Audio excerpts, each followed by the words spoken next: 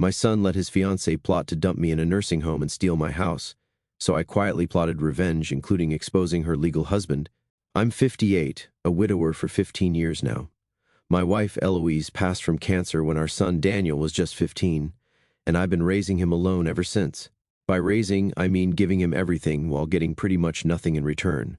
But that's just being a parent, right? At least, that's what I always told myself. I've always been the guy who avoids conflict, the one who picks up the slack when others drop the ball, the neighbor who never complains when your dog craps on his lawn for the billionth time, the dad who co-signs loans, the friend who never gets paid back, the father who gave up dating and a social life because Daniel needed me, the absolute definition of a pushover. My son Daniel, 30, brought home his fiancée Savannah, 28, last weekend to stay with us for a few days. They've been together for 8 months and got engaged after 6. A red flag, I know now, but I said nothing because I never say anything. They live about 2 hours away, and this was only my 3rd time meeting her. The first time was at some noisy bar where we barely talked. The second time was at Thanksgiving at my brother Henry's place, where she spent the whole time on TikTok and barely acknowledged my existence. But whatever, I was trying to be supportive because Daniel seemed happy, and that's what I do, right? Support everyone else while ignoring that sinking feeling in my gut. They arrived Friday evening. I made up the guest room, washed all the bedding, vacuumed, put out fresh towels, the works. I ordered pizza because they said they were too tired to go out, paid for it myself, obviously, and Savannah made a face when she saw I ordered from the local place instead of Domino's. Like, sorry my small town doesn't meet your standards. But I just smiled and apologized because, of course, I did. Saturday morning, I made a big breakfast, pancakes, bacon, the works. Daniel slept in until 11, and Savannah picked at her food and asked if I had any avocados. I didn't. More disappointed sighs. Then they spent the afternoon watching Netflix on my account, while I cleaned the house and prepped dinner. This is where everything changed. I was in the kitchen making Daniel's favorite lasagna, which takes hours, by the way, and Savannah came in while Daniel was in the shower. I thought maybe she was offering to help, stupid me. She walked right up to me, actually shoved me against the counter, and got in my face. I can still smell her coffee breath. She said, "Listen, old man, once we're married, you're getting dumped in the cheapest nursing home we can find. Daniel is sick of caring for a useless burden like you." I was so shocked I couldn't even respond. Then I realized Daniel was standing in the doorway. I thought for sure he'd defend me. Instead, he just nodded and said, "It's true, Dad. We need your house more than you do." My house, the one I've owned for 30 years, the one I raised him in, the one I paid off despite working 2 jobs sometimes, the home where I have all my memories with Eloise. And I just smiled, nodded, turned back to my sauce, added some oregano, and stirred it like nothing happened. They went back to watching their show. I kept cooking, served dinner, made small talk, and asked about wedding plans. Apparently, they're planning a destination wedding in Mexico that I'm not invited to. I nodded and smiled, washed the dishes while they went out to meet some of Daniel's old high school friends. But inside, I was dying. Something was happening that I've never experienced before. It wasn't just anger. It was like everything I've swallowed down for decades was suddenly bubbling up like lava. All those times Daniel borrowed money without paying me back, all those times he missed my birthday, but expected elaborate gifts for his. The way he's talked down to me since he got his business degree that I paid for, how he's treated my home like a hotel and me like the staff. And now this. After they left for the bar, I sat at my kitchen table, and something just broke. Or maybe something finally fixed itself. I don't know. But for the first time in maybe my entire adult life, I decided I wasn't going to take it. Not anymore. Not this time. I got on my iPad, the one Daniel keeps telling me is ancient even though it's only 3 years old, and started making calls. First to my brother Henry, who's been telling me for years that Daniel was using me. Then to my old friend from high school who happens to work at a law firm. Then to my bank. Then to my neighbor who's a real estate agent. See, what Daniel and his gold-digger fiancée don't know is that my worthless house sits on land that's now worth a small fortune because of the new shopping center being built nearby. Developers have been leaving notes on my door for months. They think I'm just some clueless old boomer who doesn't know what he's got, just like my son thinks. I've never been one for revenge, always thought karma would handle things, always thought being the bigger person meant letting people walk all over you. But something changed in me tonight. Something hardened. They came home drunk around midnight, laughing. I heard them whispering about the old man and how they'd sell my furniture when they got the house. I heard Savannah saying they should check if my life insurance was paid up. I pretended to be asleep, but I wasn't. I was making plans. This morning I made them breakfast again, smiled, told them I was so happy they found each other, hugged them both goodbye, and said I was looking forward to seeing them at the engagement party next month. They drove away thinking everything was fine, thinking I was still the same old doormat I've always been. They have no idea what's coming. It's now 2:14 a.m., and I'm typing this from the guest room of my brother's house. I've got meetings with lawyers tomorrow. I've got appointments with 3 different real estate agents the day after. I've got a locksmith coming to change my locks next. For the first time in forever, I'm not second-guessing myself. I'm not worrying about being nice. I'm not putting everyone else first. And it feels amazing. I'll update when there's more to tell, but let's just say that my son and his fiancée are about to learn an important lesson about respect and about underestimating useless old men. P.S. Guess who's been paying Daniel's student loans all this time because he claimed he couldn't afford them? Guess who's about to stop those payments? Oh, and did I mention I'm still technically the guarantor on his apartment lease? Funny how that works. So, remember how I mentioned I was staying at my brother Henry's place? Well, I'm still here. Henry's been amazing through all of this. He's actually enjoying having me around, says his house has never been so clean and the meals have never been so good. Old habits die hard, I guess, still taking care of everyone but myself. But that's not the important stuff. The important stuff is what I've been doing when I'm not stress cleaning my brother's baseboards at 3 a.m. I never told you guys this before, but back before Daniel was born, I worked at a law firm for almost 10 years. Nothing fancy, just helping with paperwork and research. But I learned a lot, and I kept in touch with people who owe me favors, people who remember when I covered for them or helped them or just listened when they needed someone. And for the first time in my life, I'm calling in those favors. My first call was to my old boss, Leonard. He retired years ago, but his son runs the firm now. I explained my situation, and he got me an appointment the very next day. No waiting 2 weeks like a normal person would have to. I just walked right in, and I'm not going to lie, it felt pretty good. The lawyer, not going to name him for obvious reasons, looked over all my paperwork, the deed to my house, my will, my finances, everything. And then he smiled. He told me Daniel had actually been in to see him 3 months ago, asking about elder care options and property transfer scenarios. My own son was lawyer shopping behind my back, but because I'd worked with his father, this lawyer fed Daniel a bunch of nonsense and then called me immediately after. I never got that message. Want to guess why? Because Daniel set up my voicemail and apparently some messages just disappear. How convenient. That was just the first of many discoveries. While going through my bank statements, which I usually just glance at online, I found several transfers to Daniel's account over the past year that I never authorized, small amounts, 200 here, 300 there, nothing I'd immediately notice, but adding up to over $7,000.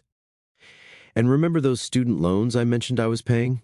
Turns out he graduated 3 years ago. The money I've been sending? Straight into his vacation fund. I found that out from his stupid public Instagram that he didn't think I knew about. There he is in Cancun, Punta Cana, Vegas, all with my student loan money. But Savannah? Oh, Savannah is something else entirely. My niece, Henry's daughter, is super good with all the social media stuff. She did some digging and found out Savannah has been married before, twice, both times to men over 50, both marriages lasting less than 2 years, both ending with her getting property in the divorce. She's like some kind of black widow, but instead of killing her husbands, she just takes their houses. And there's more, so much more. I found out they've been taking things from my house every time they visit, my late wife's jewelry, which I thought I'd just misplaced, my coin collection, even my dad's old watches. All gone, probably sold online. But enough about their sins. Let's talk about what I've been doing about it. First, I met with a real estate agent. My house is worth way more than I thought, like 3 times what I expected. That new shopping center and the development around it has sent property values through the roof. But I'm not selling, not exactly. Instead, I've transferred ownership to an irrevocable trust controlled by my brother. On paper, I don't own my house anymore. It belongs to the trust.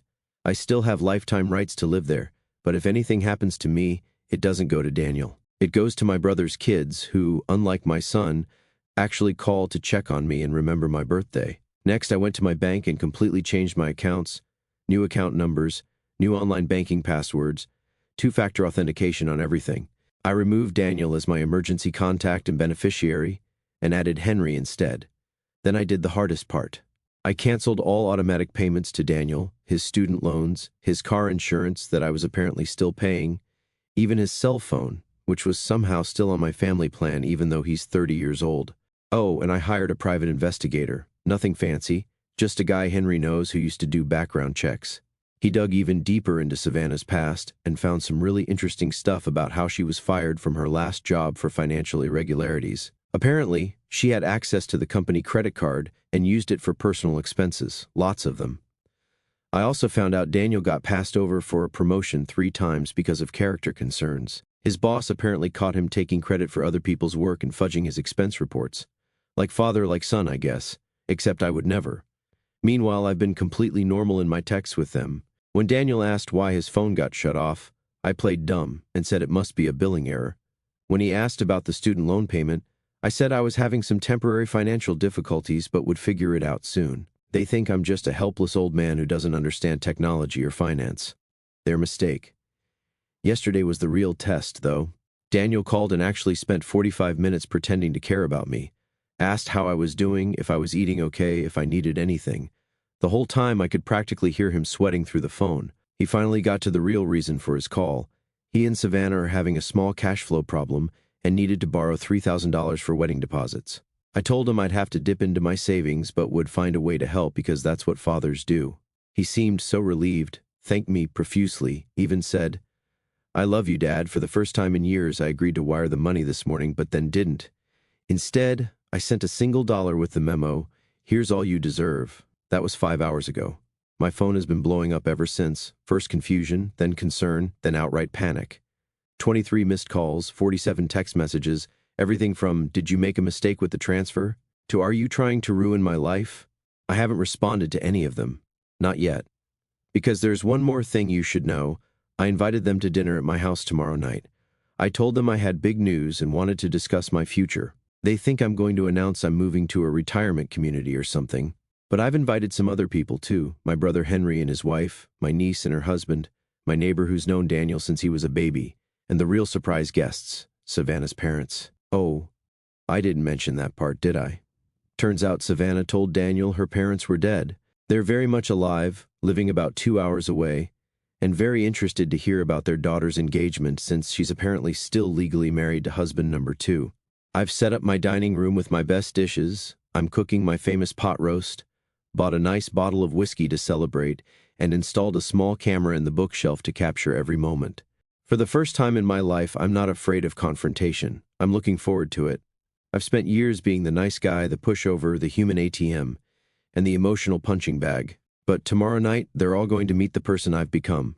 The person who was always inside me but was too afraid to come out. The wolf they never saw coming. I'll update after the dinner. Wish me luck, Reddit. Though honestly, I don't think I'll need it. For once in my life, I'm holding all the cards, and I can't wait to play them. So, where do I even begin?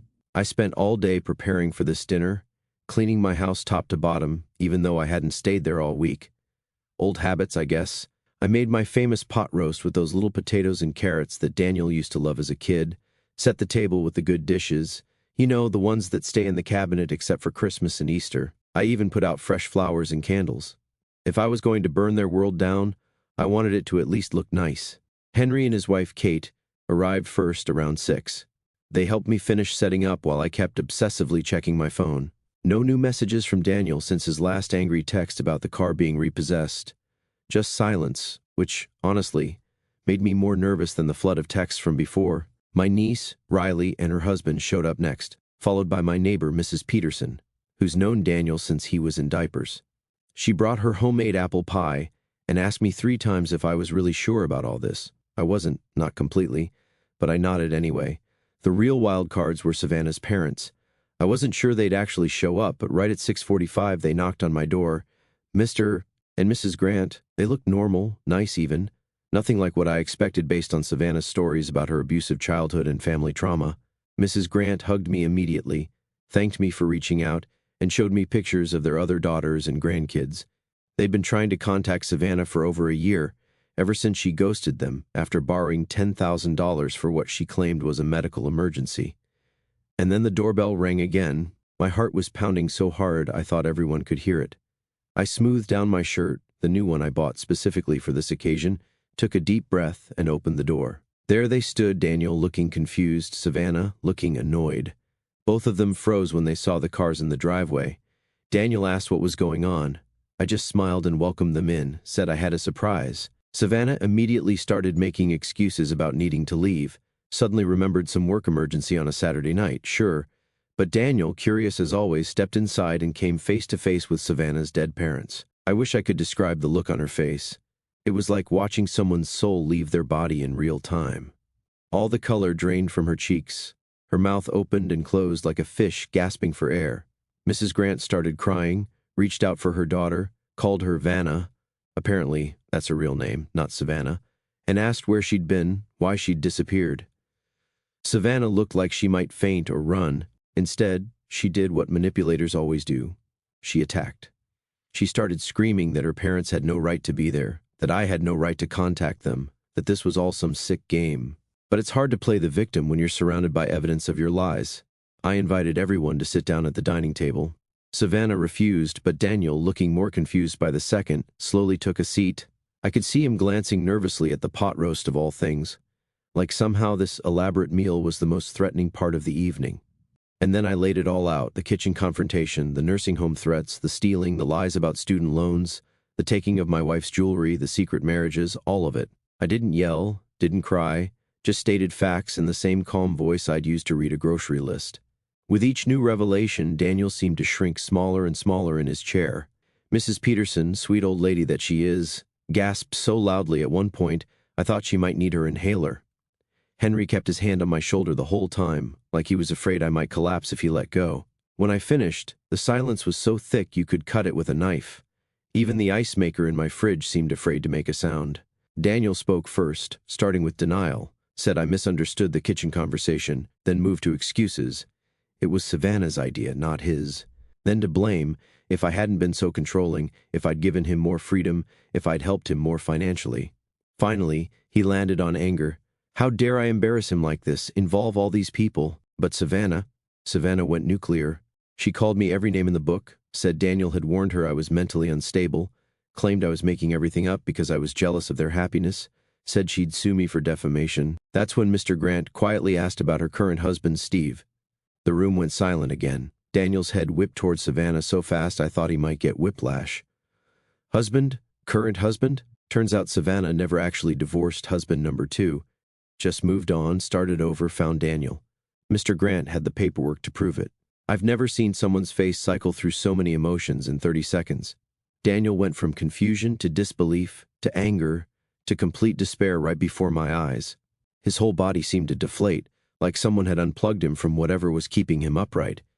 Savannah tried to explain, but there's really no good explanation for being currently married while planning a wedding to someone else.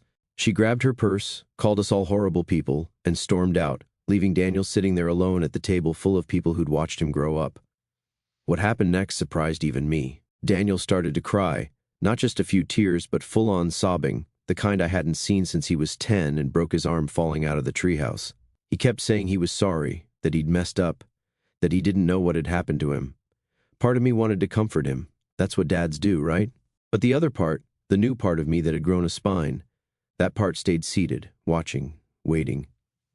His apologies turned to promises. He'd pay me back, he'd make it right, he'd be a better son. Then to bargaining, could I please help him? Could I talk to his landlord? Could I help him get his car back? And for the first time in my life, I said no. No, I wouldn't bail him out. No, I wouldn't solve his problems. No, I wouldn't pretend this never happened. The dinner ended shortly after. Mrs. Peterson took Daniel home with her. She always had a soft spot for him. Savannah's parents left to try and find their daughter. Henry and Kate helped me clean up in silence. That was 5 days ago. Since then, my phone has barely stopped buzzing. Daniel texts constantly, apologizing, begging, sometimes angry, sometimes desperate. Savannah apparently left town, back to husband number 2, according to her parents. Daniel lost his job. Turns out they were already on thin ice because of some accounting irregularities that I suspect involve Savannah. His landlord is evicting him because of missed payments. His entire life is collapsing, and for the first time, I'm not rushing in to fix it. Instead, I'm fixing my life. I moved back into my house yesterday, changed all the locks, installed a security system, and spent a whole day just sitting in my garden, drinking coffee, and planning what flowers to plant this spring.